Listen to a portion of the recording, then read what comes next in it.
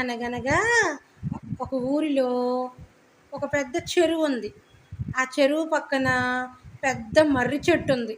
ఆ మర్రి చెట్టుకి పెద్ద తొర్ర ఉంది. తొర్ర అంటే హోల్ తెలుసు కదా. దానిలో ఒక భరత పక్షి నివసిస్తూ ఉండేది. అది ఎగ్స్ పెట్టింది. పిల్లల్ని చేయటానికి పొదగడానికి మంచి ప్లేస్ చూసుకొని ఆ మర్రి చెట్టు తొర్రలోనికి వచ్చింది. కొన్ని రోజులకి ఆ చెట్టు కింద తొర్రలో ఆ ఎగ్స్ను పొదిగి చిన్న చిన్న పిల్లలు వచ్చాయి. కోడి కూడా అంతేగా, ఎగ్స్ మీద కూర్చొని ఆ వేడికి ఎగ్స్ పిల్లల్లాగా వచ్చేస్తాయి కదా. అలానే ఈ భరత పక్షి అని పెద్ద పక్షి ఉంది. తన గుడ్లను తన కింద ఆ గుడ్ల పైన తను కూర్చొని ఉంటే ఆ వేడికి అది పక్షుల్లాగా మారినాయి. చిన్న పిల్లలు. ఆ చిన్న పిల్లలను పోషించడానికి మరి తను బయటికి వెళ్ళాలిగా, ఆహారం తీసుకురావాలిగా. చిన్నపిల్లలు అప్పుడప్పుడు ఎగరలేవుగా, బయటికి వెళ్ళలేవుగా.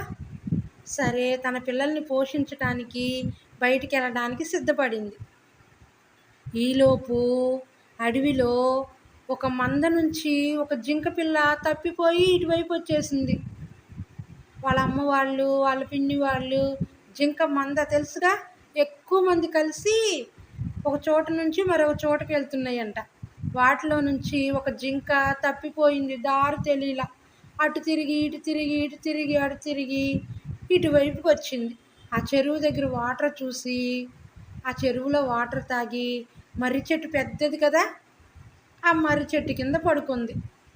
ఇప్పుడు భరత పక్షి ఆహారం తీసుకురావడానికి వెళ్తుందిగా తన పిల్లలకి. ఈ జింకను చూసింది. ఓయ్, ఎవరు నువ్వు, ఏంటి ఇక్కడున్నావు అని అంది. భరత పక్షిని జింక చూసి భయపడింది. తన జింకది కాదుగా ఇల్లు, ఎవరిది ఇక్కడ ఇల్లు? భరత పక్షి. అమ్మో, ఇవి ఎప్పటి నుంచి ఉంటుందో, నన్ను ముక్కుతో పొడుచుద్దేమో, వెళ్ళిపోమంటుందేమో అనుకుంది. కానీ భరత పక్షి అలా అనలా. ఏమైంది అంది. నేను తప్పిపోయాను అని అంది జింక. అయ్యో, అలా ఎలా జరిగింది అని బాధపడింది.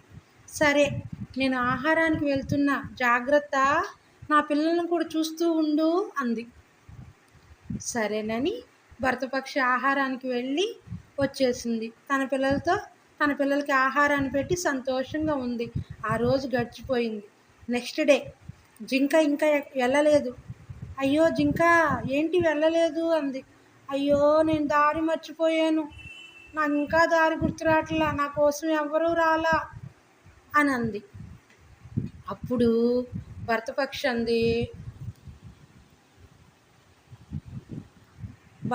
అంది, సరే, నేను నిన్న వేట కోసమని వెళ్ళా కదా, నిన్న ఆహారం తీసుకురావడానికి నా బిడ్డల కోసం. అప్పుడు చాలామంది వేటగాళ్ళు వేట కోసం వెతుకుతూ తిరుగుతూ నాకు కనిపించారు. ఇటువైపు వస్తారేమో, నిన్నేమైనా చేస్తారేమో, జాగ్రత్త అని అంది. అప్పుడు ఈ జింక అంది, నేను ఎవరికి ఏం చేశాను అపకారం, నేను ఎవరికి ఏ కీడు చేయలేదే, నన్నెందుకు చేస్తారు, నాకేం ఆపదొస్తుంది. భరతపక్షి బయలుదేరుతూ వెళుతూ మరలా జింక వైపు చూసి, జింక జాగ్రత్త, ఎందుకైనా మంచిది, చాలా జాగ్రత్తగా ఉండు, నా పిల్లల్ని కూడా చూస్తూ ఉండు, వేటగాళ్ళు ఇటు వస్తారేమో అని భరతపక్షి ఆహారం తీసుకురావడానికి వెళ్ళింది. ఈలోపు ఆ చెట్టు పక్కనే చీమల పుట్టలో ఒక పాము ఉంది. ఆ పాము భరతపక్షి జింక మాట్లాడుకునే మాటలన్నీ వింది. పకా పకా నవ్వుతుంది. ఏంటి, నువ్వు జింకకు జాగ్రత్తగా ఉండమని చెప్తున్నావా? ముందు నీ పిల్లల సంగతి చూసుకో. నువ్వు అటు వెళ్ళగానే నేను చెట్టెక్కి చెట్టు కొమ్మలో నుంచి తొర్రలోనికి వెళ్ళి నీ చిన్న చిన్న ముద్దు ముద్దు పిల్లల్ని నా ఆహారంగా తీసేసుకుంటా. ఈరోజు నా పొట్ట నిండా విందు భోజనం అని పకా పకా నవ్వుకుంది. అయ్యో, చాలా బాధ కదా. వాళ్ళ మమ్మీ ఏమో ఆహారం తీసుకురావడానికి వెళ్ళింది, చిన్న చిన్న పక్షులేమో ఆ తొర్రలో ఉన్నాయి. జింకేమో ఈ వేటగాళ్ళు వస్తారేమో అని అటు ఇటు చూస్తుంది. కానీ జింక ధైర్యవంతురాలే, దేవుడి మీద నమ్మకం. చూసారా, నేను ఎవరికి ఏ అపాయం చేయలేదుగా, ఏ కీడు చేయలేదుగా, నేను ఎవరిని ఏమీ అనలేదుగా, నాకెందుకు అపాయం వస్తుంది, నాకెందుకు బాధ వస్తుంది, నన్నెవరేం చేస్తారు, అన్నీ దేవుడే చూసుకుంటాడు అని ధైర్యంగా ఉంది కదా జింక.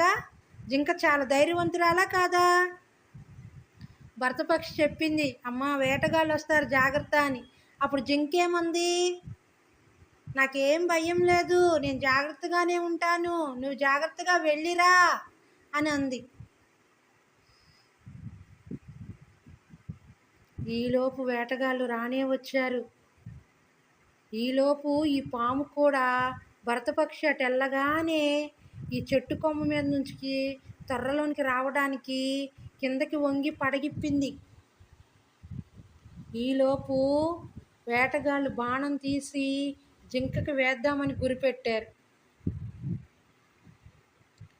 వాళ్ళు బాణం వదలగానే అప్పుడే అటు వేటగాడి కాళ్ళ దగ్గర ఒక తేలు ఉంది. ఆ తేలుని చూడకుండా వేటగాడి కాలు పక్కనే వేసాడు. తేలు ఏం చేసింది, వేటగాడి కాలుని కాటేసింది. అబ్బో, తేలు కుడితే భలే నొప్పి బాధ. ఈలోపు వేటగాడి బాణం పక్కకి వెళ్ళిపోయింది. వెళ్ళి దేనికి తగిలిందంటే పాముకు తగిలింది. ఇంకొకరికి అపాయం చేయాలి, అపకారం చేయాలంటే మనకే అపకారం జరిగిద్ది కదా. వేరే వాళ్ళకి కీడు చేయాలని మనం తలిస్తే మనకే కీడు జరిగిద్ది. అందుకనే మనం ఎప్పుడూ ఎవరినైనా సరే కీడు చేయాలనకూడదు. నీకు చేతనైతే సహాయం చేయాలి, మేలు కోరాలి, అంతేగాని వేరే వాళ్ళ కీడుని మనం ఎంచుకోకూడదు. పాము చనిపోయింది. వేటగాడు తేలు కుట్టి ఆ బాధ భరించలేక అయ్యో అయ్యో అయ్యో అనుకుంటా వెళ్ళిపోయాడు. జింక ఇది గమనించి భరతపక్షి పిల్లల్ని జాగ్రత్తగా చూడమందుగా ఆ తొర్ర దగ్గరికి వెళ్ళి పిల్లల్ని చూసి అక్కడే కూర్చొని ఉంది. ఈలోపు భరతపక్షి వచ్చింది. జింక ఏం జరిగింది అంది. పైన పాముని చూపించింది. వేటగాడు ఇట్లా వచ్చాడని చెప్పింది. భరతపక్షి తన పిల్లలను తీసుకొని వేరే ప్రదేశానికి వెళ్ళిపోయింది. వెళ్తూ వెళ్తూ జింకను కూడా తీసుకెళ్ళింది. అక్కడ నుంచి జింక యొక్క మందలో కలపటానికి, అంటే తప్పిపోయింది కదా, ప్రయత్నం చేసింది. భరతపక్షి జింకను తీసుకెళ్ళి కొన్ని రోజులు గడిచాక అన్ని వెతికి వెతికి వెతికి జింక మంద ఎక్కడుందో చూసి జింకను కూడా వాళ్ళ మమ్మీ వాళ్ళతో వాళ్ళ ఫ్యామిలీతో కలిపేసింది. భరతపక్షి పిల్లలు కూడా పెద్ద అయినాయి. హాయిగా ఆహారం కోసం అవి కూడా వాళ్ళ తల్లితో పాటు వెళ్తున్నాయి. దీన్ని బట్టి మనకేమర్థమైంది, మనకి ఎవరికైనా అపకారం చేయాలనుకుంటే మనకే అపకారం. కాబట్టి మనం ఎప్పుడు ఎవరిని చెడుగా ఆలోచించకూడదు, చెడ్డ పనులు చేయకూడదు, వాళ్ళకి అలా జరగాలని అనుకోకూడదు. ఇతరులకి కీడు జరగాలని మనం అనుకుంటే మనకే కీడు జరిగిద్ది, మనకే చెడు జరిగిద్ది. కాబట్టి మనం అందరితో స్నేహంగా ఉండాలి, అందరికీ మంచి చేయాలి.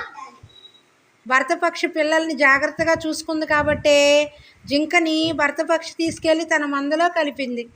కాబట్టి మనం ఇంకోరు హెల్ప్ చేస్తే వేరే వాళ్ళు మనకి హెల్ప్ చేస్తారు. ఈ కథ ద్వారా మనకి ఏమర్థమైంది, ఈ కథ నీతేంటి రిక్కీ నువ్వు చెప్పు.